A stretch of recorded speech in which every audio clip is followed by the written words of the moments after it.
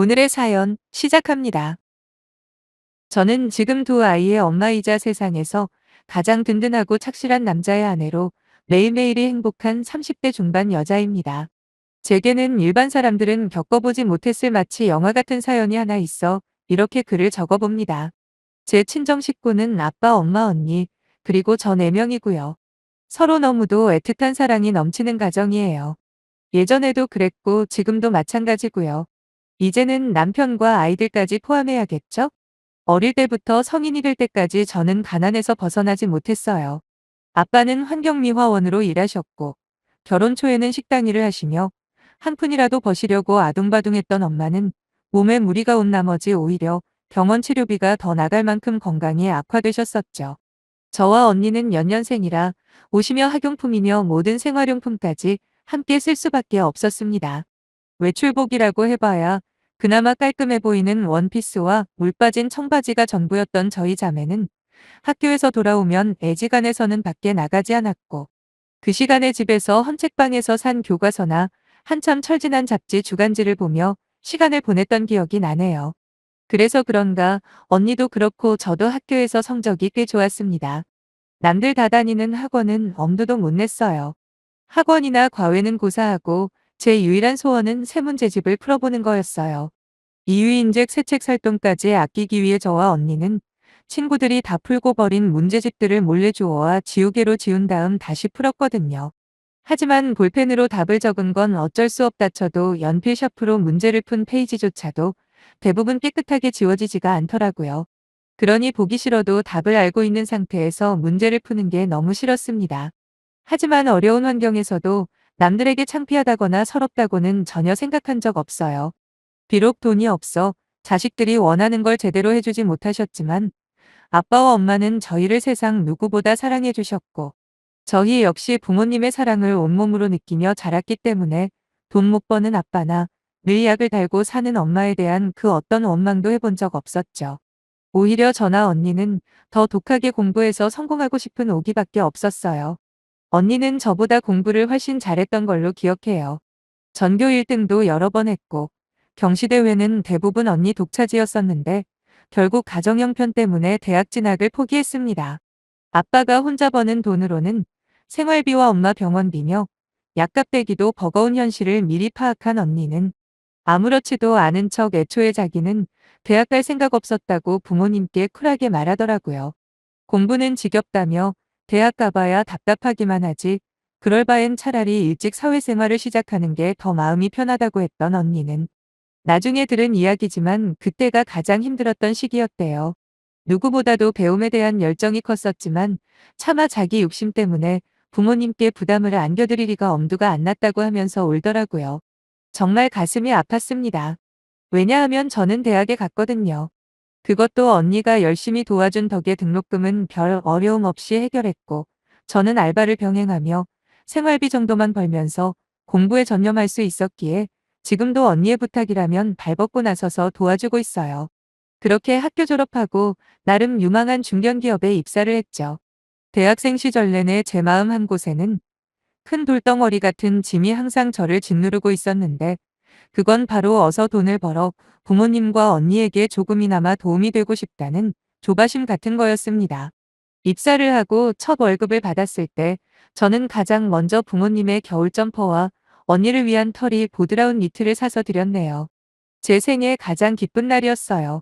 드디어 내 힘으로 가족들에게 뭔가를 해줄 수 있다는 사실이 얼마나 행복하던지요.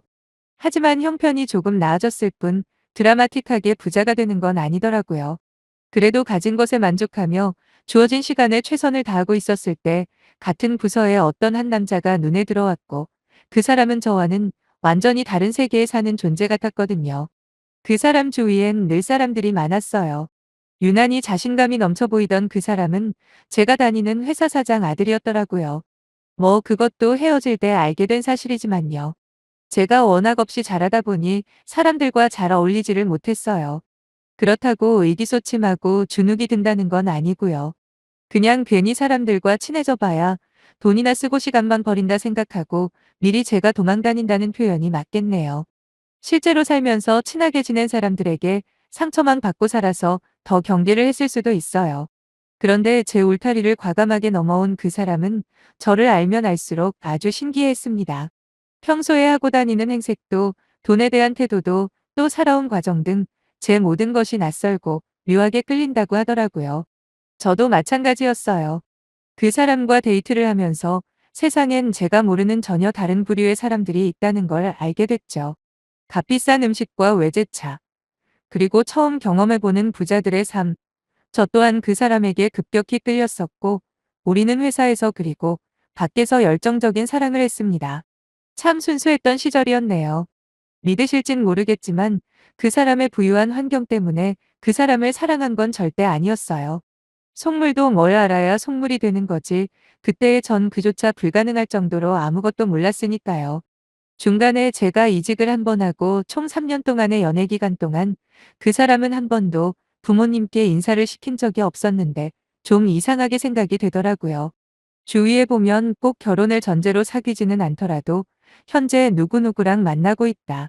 뭐 이 정도 인사는 하던데 저희는 3년이라는 긴 시간 동안 만나면서 자기 부모님에 대한 어떤 이야기도 없었고 한 번 만나자는 말도 없길래 제가 물어본 적이 있어요.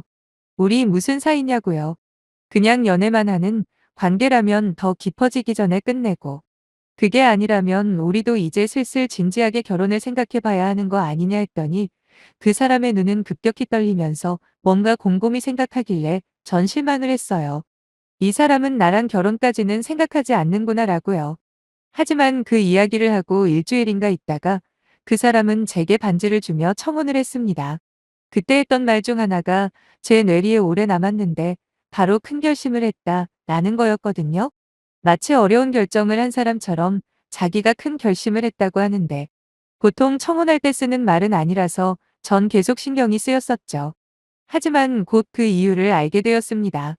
그날은 거래처에서 바로 퇴근을 할 예정이었는데 제 업무 스케줄을 어떻게 아셨는지 웬 고급스럽게 차려입은 여성분이 저를 찾아오셨더군요. 나랑 잠시 이야기 좀 하지. 라고 완전히 고압적인 말투로 대화를 거는 그 사람이 시작부터 전 불쾌했습니다. 누구시냐 물어보니 남친 어머니라고 하더군요. 일단 공손하게 인사를 했습니다. 그때만 해도 남친이 제가 다니는 회사 사장님 아들인지 까맣게 몰랐던 터라 제가 거래처에 온 걸 어떻게 알았나 궁금했는데 지금 생각해보니 사장 부인이 일개 직원 근무 스케줄 알아내는 건 너무도 쉬웠겠네요. 저는 최소한 무슨 커피숍 같은 데라도 들어가서 이야기를 하자고 할 줄 알았는데 자기가 타고 온 고급 외제차 안에 절 태우고 본론을 꺼내더라고요. 그분의 말은 한마디로 말해서 남친이랑 결혼은 불가능하니 알아서 헤어져 달라는 거였죠. 그리고 그제서야 자기 아들이 회사 물려받기 전에 잠깐 분위기나 업무를 익히기 위해 현재 사원으로 있게 한 건데 계획에도 없는 결혼을 한다고 난리를 쳐서 엄청 곤란하다고 하시더라고요. 거기까지만 이야기했으면 저도 최대한 좋게 설득을 하려 했었을 거예요. 하지만 곧이어 저희 집안 사정을 속속들이 언급하며 이 정도로 급이 안 맞는 결혼은 하는 게 아니라고 하십니다. 저에 대해 미리 조사를 많이 하셨더군요. 저희 아빠 직업이며 연봉 고향 그리고 엄마나 언니에 대한 상세 정보까지 저를 꿰뚫고 있다는 사실에 마치 전 벌거벗은 듯한 모멸감을 느꼈습니다. 하지만 그 순간에도 우리 가족에 대한 그 어떤 창피함도 없었어요. 오히려 돈이 아무리 많아도 저렇게 비정상적인 남친 어머니보다 우리 엄마 아빠가 훨씬 더 대단하다는 생각까지 들더라고요. 전 이미 느꼈어요. 아무리 제가 남친을 좋아한다 해도 이런 부모님까지 감당할 만큼은 아니라는 걸요. 그래서 우리의 헤어짐은 피할 수가 없다고 본능적으로 알 수가 있었습니다. 정말 운 좋게 어찌어찌 결혼을 한다고 해도 며느리 대접이나 받겠어요? 평생 개무시당하면서 인간이하의 취급만 받을 게 뻔하잖아요. 그래서 남친과 헤어지겠다고 말하려는 찰나 남친 어머니가 백을 열더니 뭔가를 꺼내시는데 전 제 두 눈을 의심했습니다. 바로 드라마나 영화에서만 보던 그 유명한 돈봉투가 아니겠습니까? 그러면서 아주 거만하게 말씀하셨죠. 아가씨 기분 나쁘게만 생각하지 말고 잘 들어봐요. 어차피 아가씨는 우리 아들이랑 결혼 못해. 왜냐? 내가 반대하는 것도 반대지만 우리 집 그이가 절대 용납을 안 할 거거든. 그러니 이 정도 선에서 끝내는 게 아가씨 본인을 위해서 좋을 거예요. 이건 최소한의 성의 표시니까 잘 생각해보고 현명한 선택하길 바래요. 저는 바로 돈 봉투 낚아챘습니다. 그리고 생각할 필요 뭐 있나요? 안 그래도 어머니가 저희 집 무시하는 순간부터 헤어지려고 했거든요. 그런데 돈까지 주시니 저야 감사할 따름이죠. 알겠습니다. 반드시 헤어져 드릴 테니 아무 걱정 마세요. 누가 등 떠밀어도 절대 아드님하고 엮일 일 없을 테니까요. 이제는 제가 너무 싫거든요. 했더니 그때 남친 어머니 표정이란 원래도 큰 눈이 왕만해져서는 무슨 이런 미친년이다 있나라는 얼굴로 저를 쳐다보시길래 말씀 다 끝났죠? 그럼 전 가볼게요. 그리고 앞으로 만날 일 없으면 좋겠네요. 하고 집으로 왔습니다. 막상 남친 어머니 앞에서는 세게 나갔지만 집에 돌아오고 보니 참 속상하더라고요. 괜히 저 때문에 우리 부모님 그리고 언니까지 싸잡아 무시당한 것 같아서 조금 울었습니다. 한참을 울다가 갑자기 돈봉투 생각이 나서 열어보니 회사 사장 사모님 치고는 배포가 좁더라고요. 딱 500만 원 들어있었네요. 5만 원짜리 100장, 생각보다 얇아서 수표 정도는 들어있을 줄 알았더니 제 몸값이 겨우 이 정도밖에 안 되나 회의감까지 들더라고요. 그날 이후 저는 바로 이력서부터 돌리기 시작했어요. 물론 회사에는 비밀로 하고요. 남친에게는 최대한 내세가 나고 몸 아프다는 핑계로 이리 피하고 저리 피하다가 새로운 직장 구하자마자 사표 쓰고 남친에게 헤어지자고 그랬습니다. 당연히 납득하지 못하는 남친에게 제가 당했던 일을 그대로 말해줬고요. 돈 받은 것도 말해줬어요. 불같이 화를 내는 남친은 돈을 왜 받냐고 자기가 다 설득할 자신 있다고 난리를 치길래 그냥 기운 빼지 말고 빨리 마음 정리하라고 그랬네요.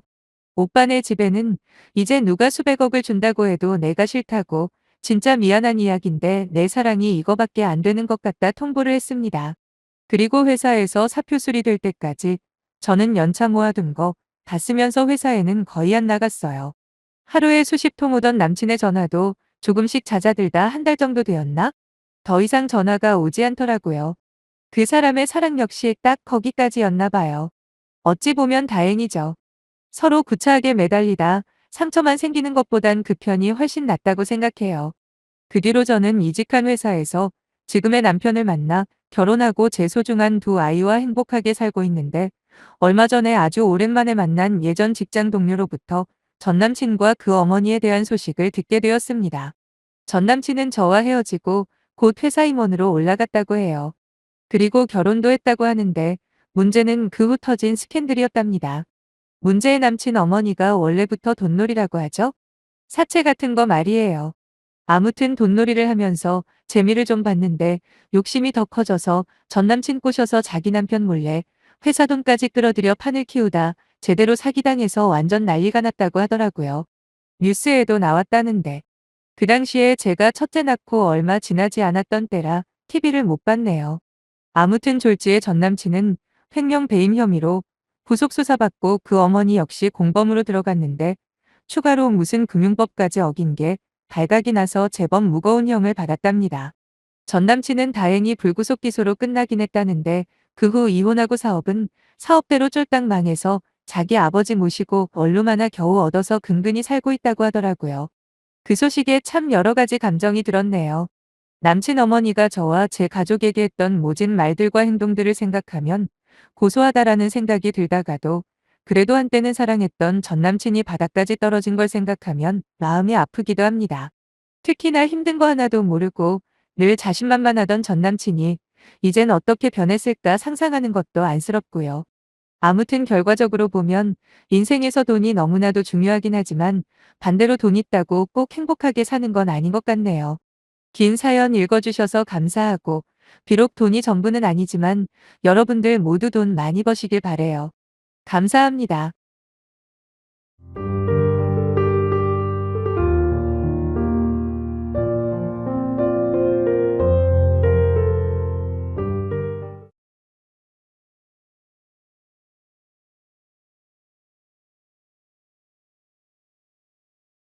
오늘의 사연 시작합니다.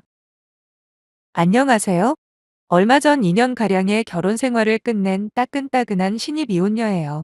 나이는 곧 거기는 30대고요. 뭐랄까 제 인생에서 큰 사건 사고 같은 거 전혀 없이 순탄하게 살아왔기 때문에 다른 사람들의 사연이나 특이한 이야기들에 관심 가질 이유가 없었거든요. 근데 이번에 제대로 한방 큰 게 터지는 바람에 그동안 별 관심 없던 사연 채널들을 그냥 지나치지 못하겠더라고요. 그래서 중독이 되어버렸고 시간 날 때 틈틈이 듣곤 하는데 아무리 찾아봐도 저보다 더 황당한 이유로 이혼한 사연자는 없는 것 같아서 한번 사연 신청해 봅니다. 먼저 이 황당한 이유부터 말해보자면 일전에 남편이 바지에다 큰 실수를 하는 사건이 생겨버린 거예요. 그것도 백주 대낮에 말이죠. 물론 배탈이 난 상태이긴 했지만 얼마나 개망신을 당했는지 말 안 해도 아시겠죠? 그런데 이 모든 걸 제 탓을 하는 것도 모자라 결국 막말까지 하는 시어머니 때문에 전 이혼을 결심했고 그런 저를 보며 이해심이 없다고 비난하는 남편에게 오만정이 다 떨어졌네요. 그 사람과 만난 건 4년 전 제가 하고 있는 가게의 단골 손님으로 만났습니다. 남편은 공무원이었는데 일반 회사를 다니다가 때려치우고 늦게 공무원 시험에 합격을 한 경우여서 나이가 좀 있는 상태였고 마침 제가 살고 있는 동네의 행정복지센터로 발령을 받았어요. 저는 수제 쿠키 전문점을 하고 있거든요. 그런데 2, 3일에 한 번씩은 꼭 들려서 제가 만든 쿠키를 최소 몇만 원어치 이상 사가는 남편이 눈에 계속 밟히는 겁니다. 그것도 한 주도 거르지 않고 주기적으로 제 가게를 오는데 어떻게 신경이 안 쓰이겠어요. 거기다 남편은 누가 봐도 호감형으로 생겼고 매너도 참 좋았거든요. 처음엔 쿠키를 참 좋아하나 보다라고 생각했다가 나중엔 혹시 나한테 관심이 있어서 그런가 하고 도끼병에 걸린 적도 있었죠. 그런데 그 도끼병이 착각만은 아니더군요. 한 4개월 정도 꾸준히 제 가게에 오던 남편이 마침내 제게 관심이 있었다고 고백을 하는 겁니다. 투박한 말솜씨로 그동안 쭉 지켜봐왔다며 저한테 관심 있어서 그러는데 한번 만져보자고요. 비록 화려한 언변은 아니었지만 오히려 직설적이고도 담백한 고백에 오히려 저는 마음이 흔들리더라고요. 그 전에 몇 번 연애를 해보긴 했지만 대부분 말만 번지르하게 하고 실속은 없는 남자들 뿐이었거든요. 그런데 주저리주저리 작업 멘트를 하는 것보 다 바로 자신의 속마음을 가감없이 표현하는 남편의 모습이 되려 진실되어 보였습니다. 물론 평소에 저도 쭉 눈여겨본 것도 한몫했고요. 그 후로 밥도 같이 먹고 영화도 보고 그렇게 여느 흔한 커플들이 하는 걸 하나씩 하다 보니 어느새 저희는 사귀는 관계가 되어 있더라고요. 그리고 2년이 채 안 되는 연애를 하고 결혼을 했습니다. 저희 친정집이 좀 복잡해요. 남들은 한 명밖에 없는 엄마가 제게는 두 명이나 있거든요. 아빠가 저를 낳은 친엄마와 이혼을 하고 재혼을 하셨는데 워낙 어린 저를 경제력이 부족한 친엄마가 못 데려가신 거죠. 그래서 저는 아빠 그리고 새엄마와 살았습니다. 성인이 되고 독립을 할 때까지 살았으니까 어찌 보면 저와 훨씬 많은 시간을 함께한 사람은 새엄마일지도 몰라요. 하지만 친엄마 역시 따로 사는 와중에도 늘 저를 챙기셨어요. 한 달에 최소 두세 번은 절 데리고 놀이공원에 가주시거나 맛있는 거 사주시고 전화도 자주 하셨습니다. 그래서 그런지 저는 새엄마도 친엄마도 둘 다 엄마라고 생각하며 자랐어요. 사춘기가 오면서 친엄마를 만날 때마다 저는 자주 질문을 해댔지요. 정말 궁금하다고 도대체 아빠랑 엄마 둘 다 참 좋은 사람인데 왜 이혼을 했냐고 말이에요. 진짜 너무 궁금하더라고요. 물론 한편으로는 원망도 되었어요. 조금만 서로 이해하고 참았다면 지금쯤 엄마 아빠를 따로따로 만나는 게 아니라 함께 완전한 가족으로 지낼 수 있지 않을까 하는 아쉬움이 너무 컸거든요. 그러면 엄마는 아무 대답 없이 제 눈을 바라보며 그저 미소만 지으셨는데 그때는 진짜 답답하고 이해가 안 되었습니다. 하지만 막상 제가 이혼을 하고 보니 조금은 알겠더라고요. 이혼 안 하고 참고 사는 사람들도 겉으로 보기에는 답답해 보일 수는 있겠지만 그들 나름대로의 이유가 있다는 거 말이에요. 그리고 더 이상 참지 못하고 이혼한 사람들 역시 그럴 만한 사연이 있다는 걸 말이죠. 아무튼 결혼식에 친엄마, 새엄마 두 분 다 오셔서 자리를 빛내주셨고 시댁 식구들 역시 제 가정사를 이해해 주시는 듯 했습니다. 남편의 가족관계는 시아버지, 시어머니, 그리고 두 명의 누나들 이렇게 있는데 시어머니를 제외하고는 모두들 너무 괜찮으신 분들이에요. 문제는 시어머니였는데 왜 대부분 결혼 생활 문제의 발단은 시어머니인지 알다가도 모르겠어요. 오히려 며느리도 여자고 시어머니도 한때는 며느리였던 여자의 입장이니 누구보다 더 든든한 같은 편이 돼주는 게 맞는 거 아닌가요? 제 시어머니는 일단 처음부터 저의 독특한 가정 환경 자체를 못마땅하게 생각하셨고, 틈만 나면 정상적으로 자라지 못했다는 식으로 말씀을 하셨어요. 두 명의 엄마와 관계를 계속 이어온 것 자체를 이해를 못 하시더라고요. 제가 시어머니 눈에 차지 않을 때마다 애초에 이혼 가정인 것도 마음에 걸렸는데 엄마가 두 명인 환경에서 뭘 배웠겠냐며 비난을 하셨고, 저는 제가 잘못한 것만 말씀하시지 괜히 가정사는 끌어들이지 말아달라 받아쳤습니다. 지금도 전 모르겠네요. 이혼한 가정이 왜 문제가 되는지와, 그리고 친엄마와 새엄마 둘 다 친하게 지낸 제가 뭐가 그렇게까지 비정상적인 건지를요.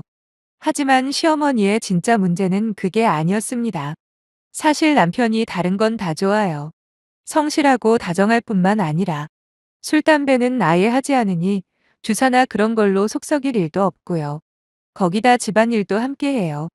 제가 가게 문을 10시에 열어서 7시쯤 닫거든요. 그러면 자기가 알아서 밥 챙겨 먹은 다음 설거지 다 해놓고 절 기다려줘요. 지금까지 뭐 다른 일로 저 속상하게 한 적도 없는 사람인데 딱 하나 걸리는 게 바로 시어머니와의 관계예요. 유난히 둘이 친하거든요.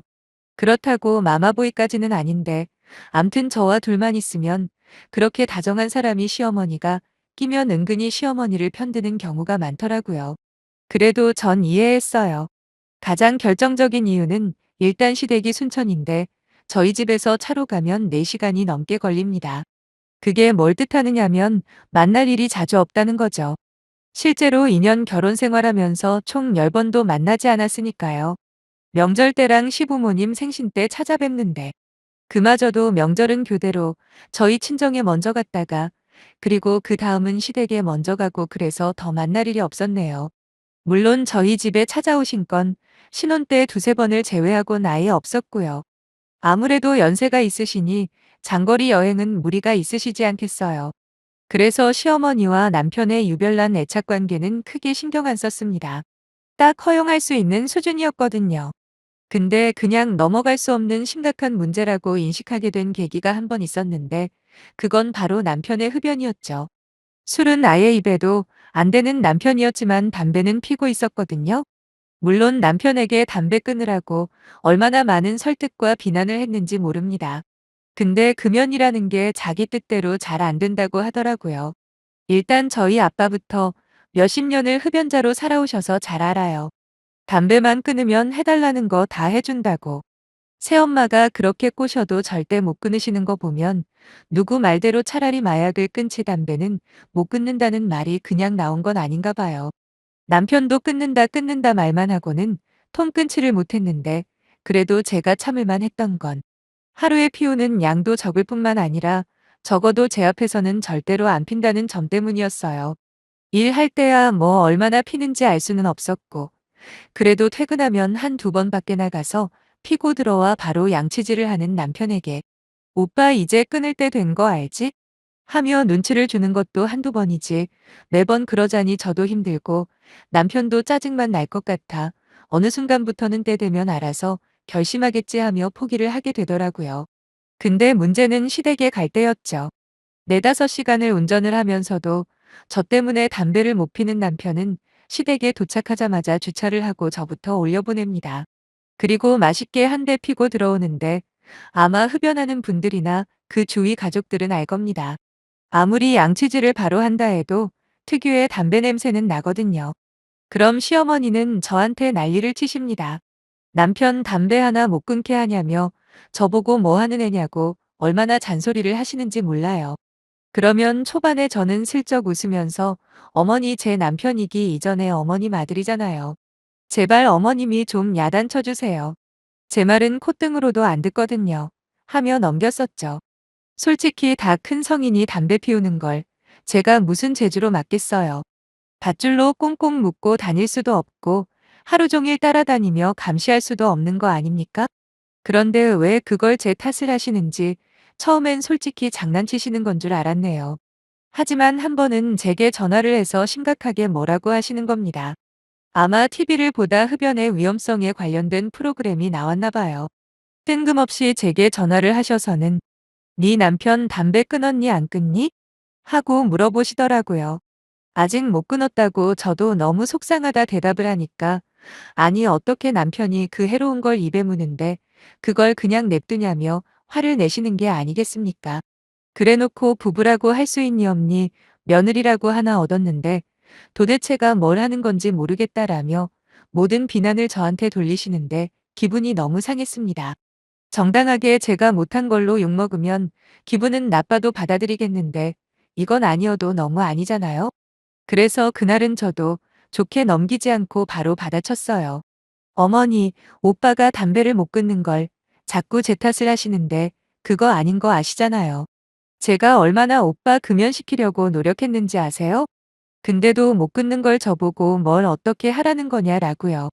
그리고 그렇게 걱정되시면 본인한테 전화하셔서 당사자를 잡으시라 그랬더니 시어머니는 그냥 짜증내며 전화를 끊으셨고 그 뒤론 다신 남편의 금연 문제로 저한테 말씀하시지 않는 걸 보고 저는 깨달았습니다. 그냥 바보같이 내내하는 것보다 차라리 할 말을 하는 게 훨씬 효과적이구나라고 말이죠. 하지만 시어머니의 며느리 탓은 그뿐만이 아니었어요. 남편이 감기에 걸려도 관리 못한 제 탓, 운동 안 하고 쉬는 날 집에만 있어도 그걸 가만히 놔두는 제 탓. 아무튼 자기 아들에 관한 모든 안 좋은 부분은 모두 다 제가 관리 못하고 챙겨주지 않았다고 생각하는 시어머니가 저는 조금씩 짜증이 났고 그러니까 덩달아 남편까지 싫어지는 겁니다. 당연히 남편과 저 사이도 점점 멀어졌고요. 원래 저희는 딩크족, 그러니까 아이를 낳지 말자는 주의는 아니었거든요. 그런데 병원에서 검사를 받아보니 남편의 정자가 활동성이 조금 떨어진다고 하더라고요.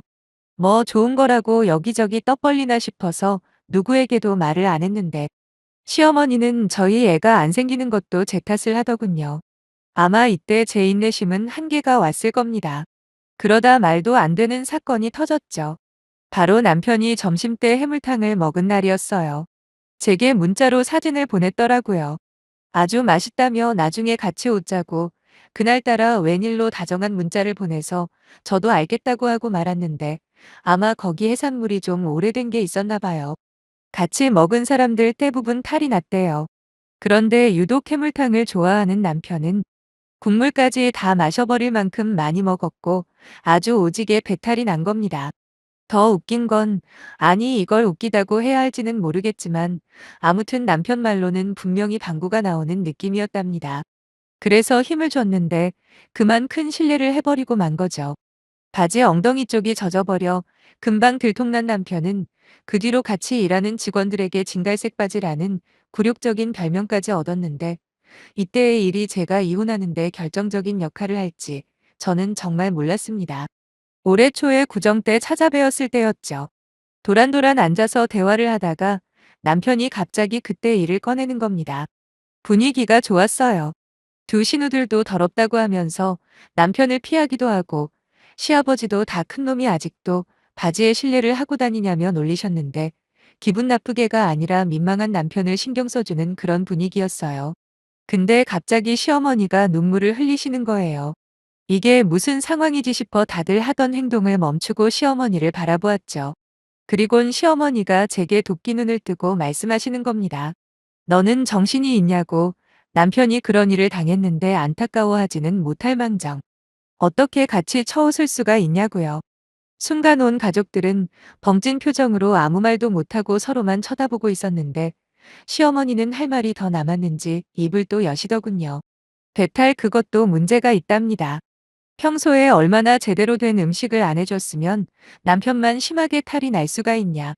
그게 전부 평소에 제가 제대로 챙겨 먹이지 못한 탓이라고 아주 화가 머리끝까지 나셨더라고요. 그쯤 되니 시아버지가 나서서 말리셨습니다. 지가 음식 잘못 먹고 배탈 난 게 왜 며느리 탓이냐고 괜히 트집 잡지 말라고요. 하지만 시어머니 귀에 아무 소리도 들리지 않았고 오로지 저만 노려보시며 배탈이라는 게 평소에 제대로 된 음식을 못 먹고 그러니까 나는 거 아니냐네요. 그러면서 또다시 제 가정사를 꺼내시더라고요. 처음에 결혼할 때부터 맘에 안 들었다고. 이혼 가정에서 자란 것도 그렇고 엄마가 두 명이라고 당당하게 말할 때부터 느낌이 쎄했답니다. 그 순간 저는 남편의 반응이 가장 궁금했습니다. 과연 이 상황에서 무슨 말을 할지 말이에요. 자기 아내가 지금 욕먹는 이유가 본인 때문이잖아요. 그것도 자기 엄마한테 말이죠. 그럼 최소한 뭐라고 한마디는 할 줄 알았는데 이번에도 꿀먹은 벙어리처럼 아무 말도 안 하더라고요. 그때 깨달았네요. 이 사람은 둘이 있을 때만 내 남편이고 시댁에만 오면 아니라는 걸요. 그래서 전 이번 일까지 참는 건 아니다 싶어 시어머니한테 한마디 했습니다. 며느리가 그리도 만만하시냐고 어머님 아들이 잘못한 것까지 왜 자꾸만 제 탓을 하시냐 따졌어요. 저요 집에서 노는 사람 아닙니다. 남편이랑 똑같이 일하고 돈 벌고 있어요. 그리고 가게 끝내고 집에 오면 7시가 훌쩍 넘는데 저녁도 못 먹고 올 때가 많습니다. 그러면 고작 과자 부스러기 주워 먹고 집에 와서 혼자 밥 차려 먹을 때가 대부분인데 도대체 제가 남편한테 뭘 어떻게 챙겨줘야 하는 건데요? 그리고 자꾸 이혼 가정 하시는데 저희 부모님이 이혼한 게 제 잘못은 아니잖아요. 이렇게 또박또박 시어머니에게 말씀을 드렸지요. 그리고 멍하니 앉아있는 남편에게도 뭐라고 했습니다. 나 누구보다도 바르게 자랐다고 자부한다. 두 엄마 밑에서 남들보다 2배로 옳고 그름 구분하며 잘 컸다 생각한다고요. 하지만 아들이라고 무조건 두둔하는 당신 어머니가 자식 교육 잘못하고 있다고 생각하는데 어떻게 생각하냐 물어봤어요. 아무리 생각해봐도 내가 오늘 왜 욕을 먹어야 하는지 납득이 안 된다고 아무리 본인 엄마라도 앞뒤가 안 맞는 말씀을 하시면 자식이 나서서 바로 잡아주는 게 맞지 입 닫고 그냥 가만히 있는다고 능사는 아니잖아? 딱 여기까지 말했을 때 시어머니가 제 뺨을 힘차게 때리시길래 저도 지지 않고 어머니 밀쳐버렸어요. 너무 억울했거든요. 아니 뭐 하나라도 잘못한 게 있어야 참죠. 무슨 며느리가 집에서 키우는 게 되지도 아니고 이렇게 인격적으로 무시를 당하는데 더는 못 참겠더라고요. 그랬더니 지금까지 조용하던 남편이 제가 시어머니를 밀친 걸로 욕하고 난리치는 게 아니겠습니까? 평소에 욕 한마디 잘하지 않던 사람이 그때는 완전 다른 사람같이 난폭하게 변해버리더라고요. 저는 바로 깨달았어요. 이 남자와 계속 사는 건 답이 없다고 말이에요. 그나마 시아버지와 시누들이 제게 사과하고 달래주려 했지만 소용없었죠. 왜냐하면 제가 실망한 건 남편이니까요. 이미 가망이 없다고 판단한 저는 그 길로 집으로 왔고 묵묵히 이혼 과정을 시작했습니다. 신혼집은 제 명의로 되어 있었기 때문에 남편은 자기 집만 챙겨갔고요. 시어머니한테 뺨 맞은 거부터 그동안 우리 친정 욕한 거, 그리고 말도 안 되는 트집으로 저를 인격적으로 모욕한 거 전부 다 제기했고요. 위자료 받을 만큼 받고 이혼했습니다. 그 사이 남편을 비롯해 시아버자와 신우들까지 찾아와 잘못했다며 저에게 제발 마음 돌이켜달라고 사정하긴 했지만 전 단호하게 마음을 굳힌 상태라 흔들리지 않았어요. 마지막 법원에서 남편이 그러더군요. 저보고 이해심이 부족하다고요. 그래서 저도 지지 않고 맞받아 다쳐줬습니다. 넌 자립심이 부족하다고. 한 가정을 꾸려가기엔 모자라도 한참을 모자른 그릇이니까 제발 평생 혼자 살라고요. 결혼을 하면 그 누구보다 배우자가 먼저고 그 배우자와 인생을 꾸려나가야 하는 건데 너는 심각한 마마보이라 그게 불가능하다 말해주고 깔끔하게 헤어졌네요. 친정부모님도 그리고 친엄마도 이 모든 상황을 들으시곤 잘했다 하셨습니다. 지금은 소소하게 제 가게 운영하면서 홀가분한 싱글라이프를 즐기고 있어요. 거기다 곧 친엄마와 함께 살려고 이사할 집도 알아보고 있고요. 결혼 따위는 다신 안 할 생각입니다. 이렇게 털어놓으니까 그래도 마음 하나만큼은 후련하네요. 읽어주셔서 감사합니다.